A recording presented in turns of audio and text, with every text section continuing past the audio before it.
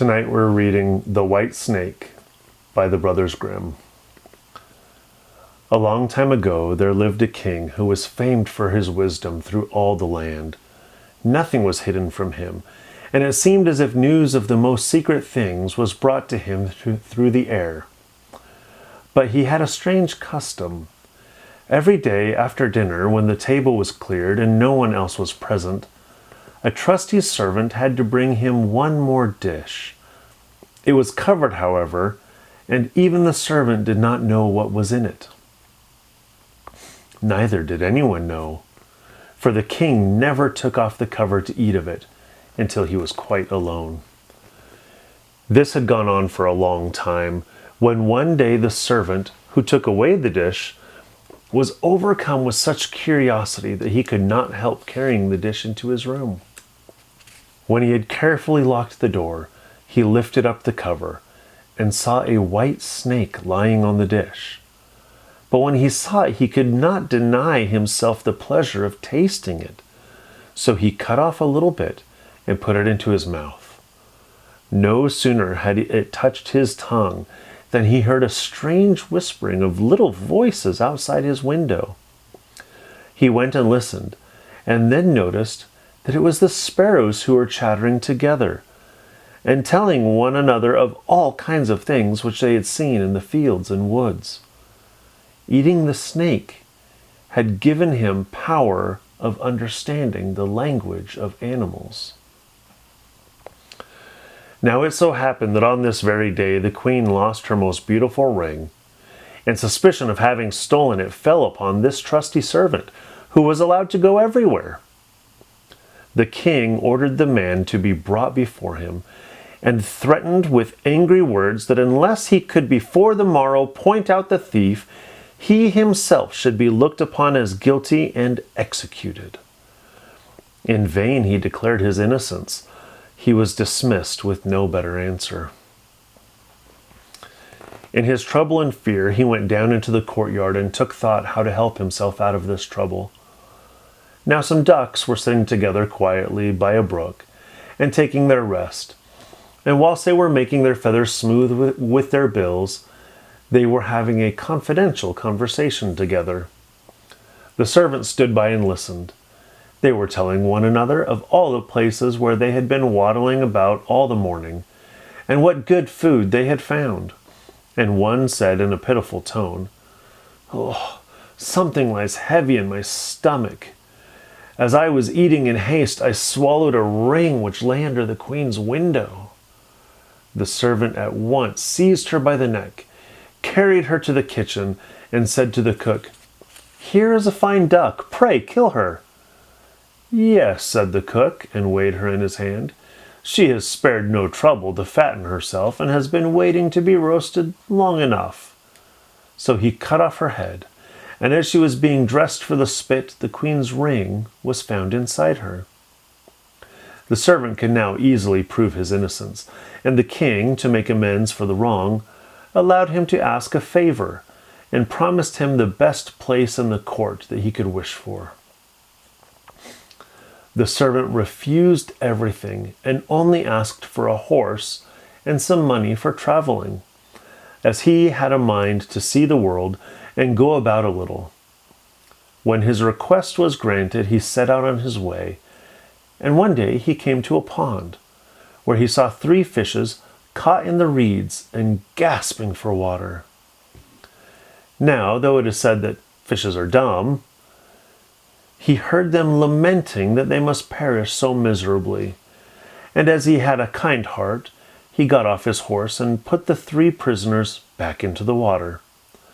They leapt with delight, put out their heads, and cried to him, "We will remember you and repay you for saving us."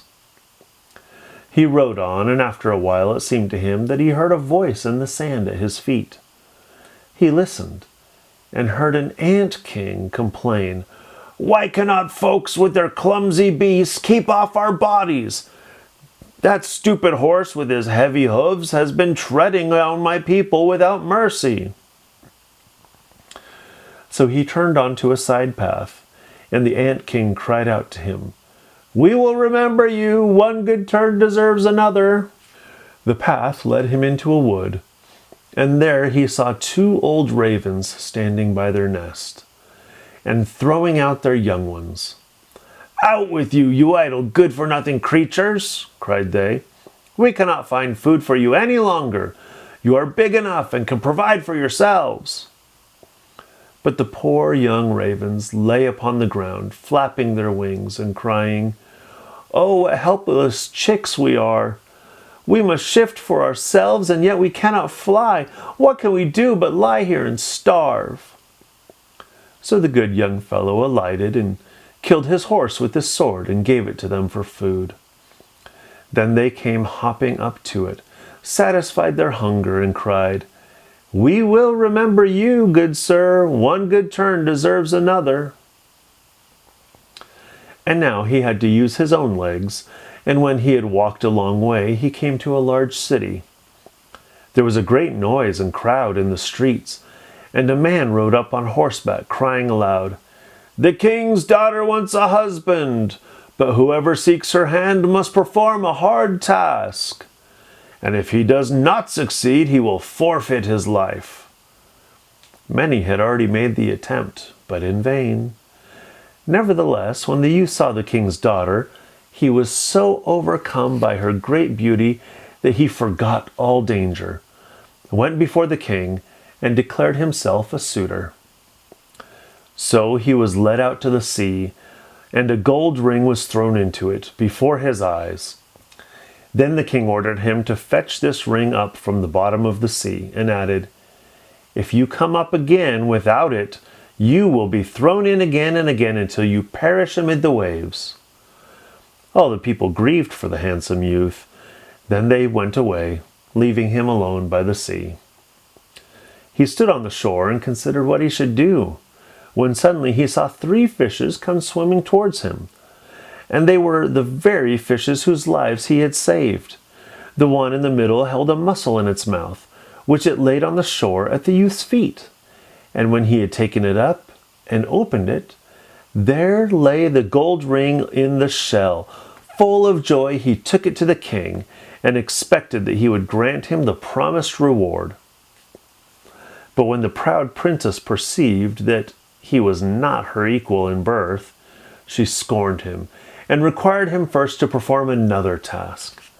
She went down into the garden and strewed with her own hands 10 sackfuls of millet seed on the grass. Then she said, "Tomorrow morning before sunrise, these must be picked up, and not a single grain be wanting." The youth sat down in the garden and considered how it might be possible to perform this task.